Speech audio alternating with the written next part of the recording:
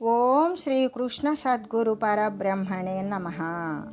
ఓం సచ్చిదానంద రూపాయ కృష్ణాయ క్లిష్టహారిణే నమో వేదాంత వేద్యాయ గురవే బుద్ధి సాక్షిణే. ఓం సశంఖ చక్రం సకిరీట కుండలం సపీతవస్త్రం సరసీరుహేక్షణం సహార వక్షస్థల కౌస్తుభశ్రియం నమామి విష్ణుం శిరసా చతుర్భుజం. శ్రీ మహాభాగవతము దశమస్కందము పూర్వభాగము. అయితే అగ్నిద్యోతనుడు ఏ విధంగా అంటే శ్రీ రుక్మిణీ మాత యొక్క చెప్పమన్నటువంటి ఆమె యొక్క హృదయాన్ని ఇక్కడ ఆవిష్కరిస్తూ ఉన్నారు. ఏమని అంటే, ధన్యుడవు, లోకుల మనస్సులను రంజింపజేస్తావు. వంశము, విద్య, రూపము, యవనము, మంచితనము, సంపద, బలము, దానము, శౌర్యము, కరుణ అనే గుణాలు కలిగిన వాడవు. నిన్ను ఏ కన్యలు మాత్రం కోరరు, అందరూ కోరుకుంటారు. పూర్వం లక్ష్మీదేవి నిన్ను కోరలేదా? రాజులనే ఏనుగులకు సింహం వంటి వాడవు. అయినా సరే వలపు అనేది నా దగ్గరే పుట్టలేదు కదా. శ్రీయుతమూర్తియో పురుష సింహము పాలి సొమ్ము గోమాయువు గోరు చందమున మత్తుడు చైద్యుడు నీ పదాంబుజధ్యాయిని అయిన నన్ను వడిదా కొనిపోయేదనంచు నున్నవాడాయనమాధముండెరుగడద్భుతమైన భవత్ప్రతాపమున్. ఓ శుభస్వరూప పురుషోత్తమ, సింహానికి చెందవలసిన సొమ్ము నక్క కోరుకున్నట్లుగానే మదించిన శిశుపాలుడు నీ పాదపద్మాలు సదా ధ్యానించే నన్ను దొంగిలించుకొని పోవాలి అని చూస్తూ ఉన్నాడు. ఆ అధముడు అద్భుతమైన నీ పరాక్రమాన్ని ఎరుగడు. వ్రతముల్ దేవ ఉరు ద్విజన్మ బుధ సేవల్దాన ధర్మాదులున్ గత జన్మంబుళనీశ్వరున్ హరి జగత్ కళ్యాణుగాంక్షించి చేసి తినే నిన్ వసుదేవనందనుడు నా చిత్తేసుడవుగాక నిర్జితులైపోదురుగాక సంగరములో జేదీశ ముఖ్యాధముల్. పూర్వజన్మలో నేను జగత్ కళ్యాణుడైన శ్రీహరిని పతిగా కోరి నోములు నోచి ఉంటే దేవతలకు, గురువులకు, విప్రులకు, పండితులకు కూడా సేవలు, దాన ధర్మాలు చేసి ఉంటే వసుదేవపుత్రుడైన కృష్ణుడు నాకు ప్రాణేశ్వరుడే అవుతాడు. శిశుపాలుడు మొదలైన అధములు యుద్ధంలో పరాజయాన్ని పొందుతారు. అంకిలి చెప్పలేదు చతురంగ బలంబుల తోడనెల్లియో పంకజనాభ నీవు శిశుపాల జరాసుతులం జయించి నా వంకకు వచ్చి రాక్షస వివాహమునన్ భవధీయ శౌర్యమే యంకువశేసి కృష్ణ పురుషోత్తమ చేకొని పొమ్ము వచ్చేదన్. పద్మనాభ, నీకిక్కడ అడ్డమేమీ లేదు. చతురంగ బలాలతో రేపే వచ్చి శిశుపాల జరాసంధులను జయించి నా దగ్గరకు వచ్చి రాక్షసి వివాహంతో నీ పరాక్రమమే ఓలిగా ఇచ్చి నన్ను తీసుకొని వెళ్ళు, వస్తాను. లోపల సౌధంబులోన వర్తింపంగా దేవచ్చునే నిన్ను దెత్తునేని గావలి వారళగల బొంధువుల జంపిగాని తేరాదని కమల నయన భావించితే నినుపాయంబు సెప్పెదనాలింపు కులదేవయాత్ర చేసి నగరంబు వెలువడి నగజాతకును మ్రొక్క బెండ్లికి మునుపడ పెండ్లి కూతు నెలమి మా వారు బంపుదురేను నట్లు పురము వెలువడి ఏ తెంచి భూతనాదు సతికి మ్రొక్కగా నీవు నా సమయమందు వచ్చి కొని పొమ్ము నన్ను నా వార్య చరిత. రుక్మిణి, నీవు అంతఃపురంలో ఉంటావు కదా, నిన్ని తీసుకుని వెళ్ళడం సాధ్యమా? కాపలా వారిని, బంధువులని చంపి కానీ తీసుకుని వెళ్ళలేము అని నీవు కనుక అనుకుంటే మీకు ఉపాయం చెబుతాను, వినండి. పెళ్లికి ముందే పెళ్లి కూతురును మా కులదైవమైన మంగళగౌరికి మ్రొక్కడానికి పంపుతారు. నేను అలా నగరం వెలుపలికి వచ్చి పార్వతీదేవికి మ్రొక్కుతాను. నీవు అప్పుడు వచ్చి నన్ను తీసుకుని వెళ్ళు, నిన్ను ఎవ్వరూ వారించలేరు. అప్పుడు ఘనులాత్మీయతమో నివృత్తి కొరకై గౌరీ సుమర్యాద నెవ్వని పాదాంబుజత్ తోయమందు మునుగన్ వాంఛింతురే నట్టిని అనుకంపన్ వెలసింపనే నివ్రతచర్యన్నూరు జన్మంబులన్ నేను చింతించుచు ప్రాణముల్ విడిచెదన్ కంబు ప్రాణేశ్వర. ఓ ప్రాణేశ్వర, మహాత్ములు తమ అజ్ఞానం పోగొట్టుకోవడానికై పరమేశ్వరునిలాగానే ఏ పరమపురుషుని పాదతీర్థంలో మునగాలి అని కోరుకుంటారు. అటువంటి నీ దయ పొందకపోతే వ్రతచర్యతో 100 జన్మలైనా నిన్ను ధ్యానిస్తూ ప్రాణాలు విడుస్తాను. నిజము ఇది ప్రాణేశ్వర. ప్రాణేశని మంజు భాషలు వినలేని కర్ణరంధ్రంబుల కలిమియేలా పురుషరత్నమ నీవు భోగింపగాలేని తనులత వలని సౌందర్యమేలా భువనమోహన నిన్ను బొడగానగాలేని చక్షురింద్రియముల సత్వమేలా దయతని అధరామృతం బానగాలేని జిహ్వకు ఫలరస సిద్ధియేలా నీరజాత నయన నీవనమాలిక గంధమబ్బలేని ఘ్రాణమేలా ధన్యచరిత నీకు దాస్యంబుసేయని జన్మమేళ ఎన్ని జన్మములకు. ఓ ప్రాణేశ, నీ మధురమైన భాషణాలు వినలేని చెవులు ఉంటే ఏమీ లేకుంటే ఏమి? పురుషోత్తమ, నీవు అనుభవించని శరీరానికి సౌందర్యం ఉంటే ఏమిటి, లేకపోతే ఏమిటి? ఓ జగన్మోహన, నిన్ను చూడలేని కనులు ఉంటే మాత్రం ప్రయోజనమేమీ ఏమీ ఫలితం లేదు. జీవితేశ్వర, నీ అధరామృతం త్రాగలేని నాలుకకు ఫలరసాలు ఎందుకు? పద్మాక్ష, నీ వనమాలిక సుగంధం పొందని ఘ్రాణేంద్రియం ముక్కులు ఎందుకు? ధన్యాత్మ, నీకు దాస్యం చెయ్యని జన్మ ఎందుకు? ఎన్ని జన్మలకైనా వద్దే వద్దు వద్దు వద్దు. ఇలా రుక్మిణి పంపిన సందేశాన్ని రూప సౌందర్యాది విశేషాలు విప్రుడు శ్రీహరికి విన్నవించాడు. ఇప్పుడు ఏం చేయాలో చెప్పండి అంటూ వర్ణనాత్మకంగా కూడా ఇంకా ఇలా అన్నాడు. పల్లవ వైభవాస్పదములు పదములు కనకరంభా తిరస్కారులూరులరుణ ప్రభా మనోహరములు కరములు కంబు సౌందర్య మంగళము గళము మహిత భావ మధ్యంబు చక్షురుత్సవధాయి చన్నుదోయి పరిహసితార్థేందు పటలంబు నిఠలంబు జితమత్త మధుకర శ్రేణి వేణి భావజాసుగముల ప్రాపులు చూపులు కుసుమ శరుని వంటి కొమలు భమలు చిత్తతోషణములు చెలువ భాషణములు జలజనయన ముఖము చంద్రసఖము.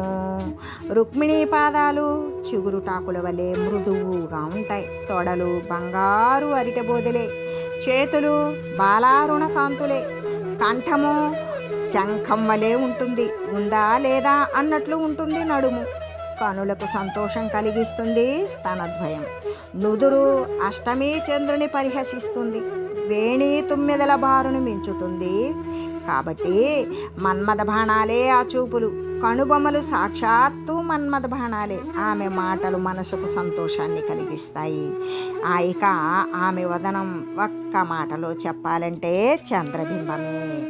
ఆయలనాగ నీకు దగునంగునకుందగు దీవు మాయుపాధ్యాయులయాన పెండ్లియగుదప్పుదు జాడ్యములేల నీవు నీతోయము వారి కూడుకొనే తోయరు హాననదెత్తుగానివి చేయుము శత్రులన్నురుము చేయుము శోభనంభిలిం. కృష్ణ, మా గురువుల మీద ఒట్టు, ఆమె నీకు తగును, నీవు ఆమెకు తగుదువు. మీ పెళ్లి జరిగి తీరుతుంది. ఇంకా ఆలస్యం ఎందుకు? నీవు నీ వైపు వారితో కలిసి రుక్మిణిని తీసుకువద్దు గాని రా. శత్రువులను నుగ్గు చెయ్యి, లోకానికి శుభాన్ని కలిగించు. శ్రీకృష్ణుడు కుండిన నగరానికి రథారూఢుడై బయలుదేరుట. ఇలా చెప్పిన బ్రాహ్మణుని వలన రుక్మిణి పంపిన సందేశము ఆమె రూప సౌందర్యాదులు విని తన చేతితో అతని చేయి పట్టుకొని నవ్వుతూ ఆ యాదవ చక్రవర్తి ఇలా అన్నాడు: కన్నియ మీద నా తలపు గాఢము కూరుకురాదురేయి నాకెన్నడు, నా వివాహము సహింపక రుక్మిదలంచు కీడునే మున్నేరుంగుదుం, బరుల మూక వధించి కుమారిదెత్తు విధ్వన్ను తమ్రాణు ద్రచ్చిన వహ్నిసి కన్వడి తెచ్చు కైవడిన్. విద్వాంసుల ప్రశంసలను అందినవాడా, ఆమె మీద నా మనసు గాఢంగా నిలిచింది. రాత్రిళ్ళు కంటి మీద కునుకు కూడా లేదు. కానీ నాతో వివాహం సహింపడు రుక్మి. ఏదో కీడు తలపెడతాడు, పూర్వమే ఎరుగుదును. అయినా చెట్టును మధించి అగ్నిజ్వాలను తెచ్చినట్లుగానే శత్రుమూకలను సంహరించి కన్యకను తీసుకొని వస్తాను. వచ్చేద విదర్భ భూమికి జోచ్చేద భీష్మకుని పురము సురుచిరలీలం తెచ్చేత బాలన్, వ్రేల్మిడి వ్రచ్చేద నడ్డంబురిపులు వచ్చిన బోరన్. విదర్భ దేశం వస్తాను, భీష్మకుని పురంలోనూ ప్రవేశిస్తాను, చిటికలో బాలికను తెస్తాను, శత్రువులు అడ్డం వస్తే యుద్ధంలో చీల్చి చెండాడుతాను అని చెప్పి రుక్మిణి పెళ్లి నక్షత్రం తెలుసుకొని తన ఆజ్ఞతో రథసారథి అయిన దారుకుడు, శైభ్యుడు, సుగ్రీవుడు, అది మేఘపుష్పకుడు, హలావకుడు అనే గుర్రాలను, అంటే దారుకుడు రథసారథి దారుకుడు, శైభ్య, సుగ్రీవ, మేఘపుష్ప, హలావకాలనే గుర్రాలను పూంచి రథాన్ని సిద్ధం చేసి తీసుకువచ్చాడు. అలా తీసుకురాగా అమోఘ మనోరథుడైన కృష్ణుడు తాను బ్రాహ్మణుడు కలిసి ఒకే రాత్రిలో ఆ నత్త దేశాలు దాటి విదర్భ దేశానికి వెళ్ళారు. అక్కడ కుండిన నగరాధీశ్వరుడైన భీష్మకుడు కొడుకుకు వశమై రుక్మిణిని శిశుపాలునికి ఇస్తానని పెళ్లి ప్రయత్నాలు చేయించాడు. రచ్చలు క్రంతలు రాజమార్గంబులు విపణి దేశంబులు విశదములుగా జేసిరి చందన సిక్తతోయంబులు గలయంపి జల్లిరి కలువడములు, రమణీయ వివిధ తోరణములు గట్టిరి సకల గృహంబులు జక్కజేసి, కర్పూర కుంకుమ గరుధూపములు వెట్టిరతివలు పురుషులు నన్ని ఎడల, వివిధ వస్త్రములను వివిధ మాల్యాంబరాభరణ లేపణముల బరగియుండి, రఖిల వాద్యములు మహాప్రీతి మ్రోయించిరుత్సవమున నగరముప్పియుండే. మండపాలు, సందులు, రాజవీధులు, అంగడి వీధులు శుభ్రపరిచారు. మంచి గంధపు నీళ్లు చల్లారు. కలువలతో ఎన్నో చక్కని తోరణాలను కట్టారు. అన్ని ఇళ్ళు శుభ్రం చేసి కర్పూరంతో కుంకుమతో ముగ్గులు పెట్టి అగరుధూపాలు వేశారు. స్త్రీలు పురుషులు అంతటా వివిధ రంగుల వర్ణాల కలిగిన వస్త్రాలను ధరించారు. ఎన్నో విధాల దండలు, ఆభరణాలు, అనులేపనాలతో సంచరిస్తూ ఉన్నారు. వాద్యాలన్నీ సంతోష సూచకంగా మ్రోయించారు. ఇలా నగరమంతా మహావైభవంగా ఉన్నది. అప్పుడు భీష్మకుడు యథావిధిగా పితృదేవతార్చన చేశాడు. బ్రాహ్మణ భోజనాలు పెట్టించాడు. మంగళాశీర్వచనాలు చేయించాడు. రుక్మిణీదేవిని స్నానం చేయించి వస్త్రద్వయంతో అలంకరించారు. రత్నభూషణాలు పెట్టారు. చతుర్వేద మంత్రాలతో మంగళాచరణము చేయించారు. బ్రాహ్మణులు రక్షాబంధనాలు కట్టించారు. పురోహితుడు గ్రహశాంతి కోసం వేదంలో చెప్పబడినట్లుగా హోమం చేయించాడు. దంపతుల క్షేమం కోసం ఆ రాజు తిలదానము, సువర్ణదానము, పీతాంబరదానాలు చేసి బ్రాహ్మణులకు ఇచ్చాడు.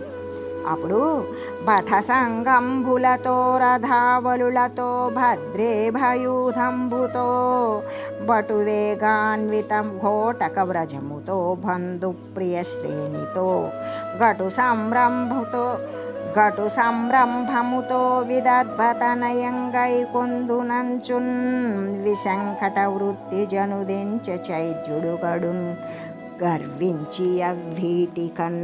అప్పుడు భట సంఘంతో, రథాలతో, భద్రగజ సమూహాలతో, వేగవంతమైన గుర్రాలతో, బంధుమిత్రులతో, చాలా ఆటోపంతో రుక్మిణిని చేపడతాను అంటూ నిస్సంకమైన ప్రవర్తనతో గర్వించి శిశుపాలుడు ఆ కుండెన నగరానికి వచ్చాడు.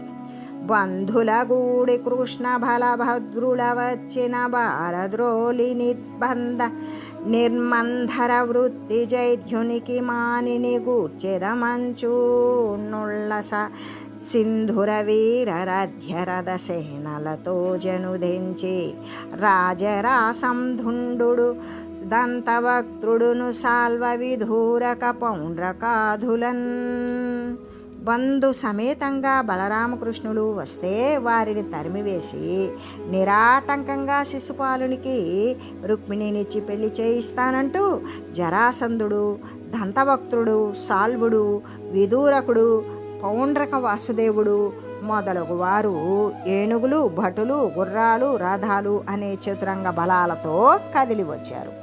ఇంకా నానా దేశాల రాజులు చాలామంది వచ్చారు. అందులో శిశుపాలునికి ఎదురేగి భీష్మకుడు పూజించాడు.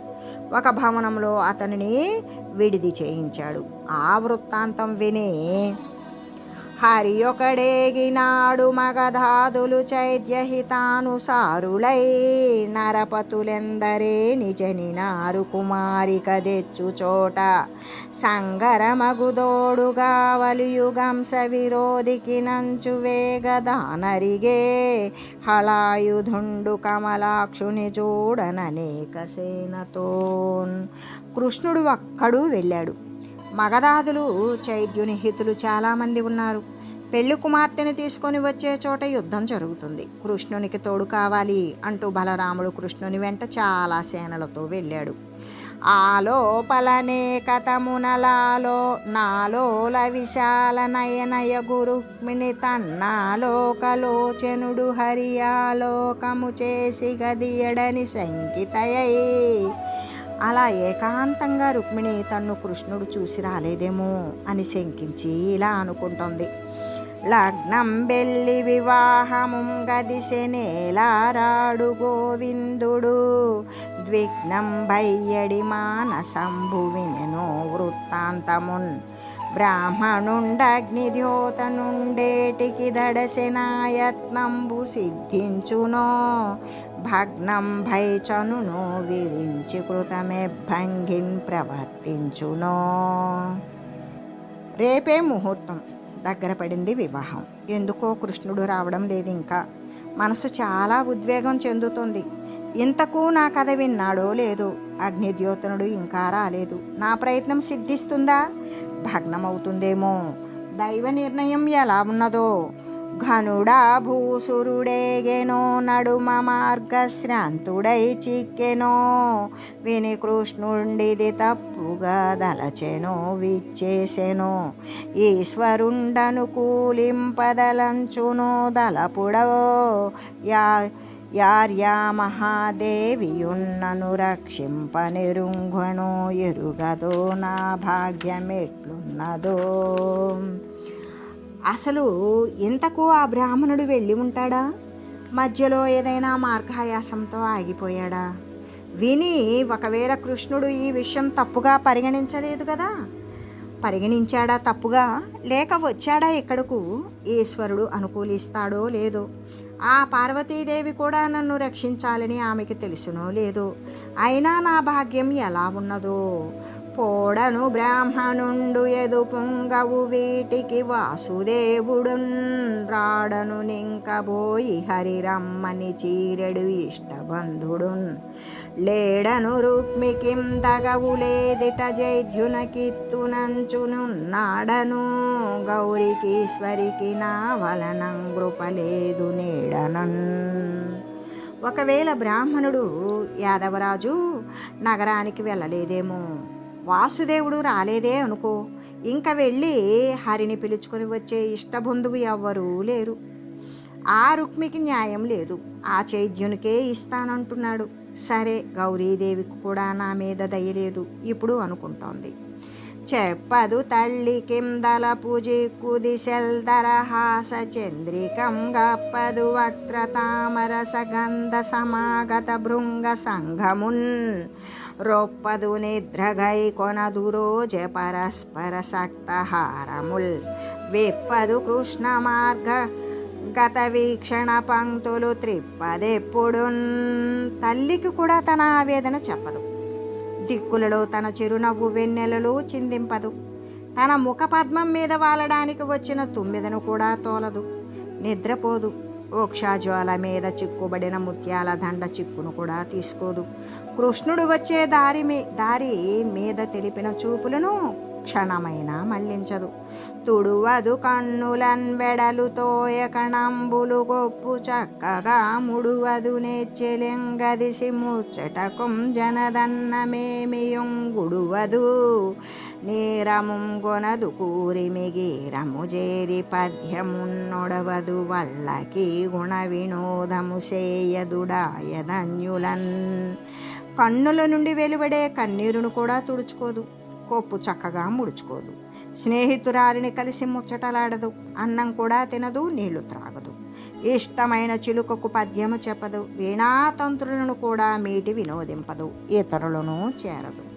మృగనాభియలధదు మృగరాజ మధ్యమ జలముల నాడదు జలజగంధి ముకురంబు సూడదు ముకుర సన్నిభముకి పువ్వులు దురుమదు పువ్వు బోడి వనకేలి గోరదు వనజాతలోచన హంసంబు బెంపదు హంసగమన లతల భోషింపదు లతిక లలిత దేహ తొడవులు దొడవుదు తొడవు తొడవు తిలకమిడదు నుదుట తిలకి నీతి తిలకంబు కమల హృదము కమల గృహము జొరదు కమల హస్త గారవించి తన్ను గరుణగై కొనవన మాలిరాడు తగవు మాలి అనొచ్చు.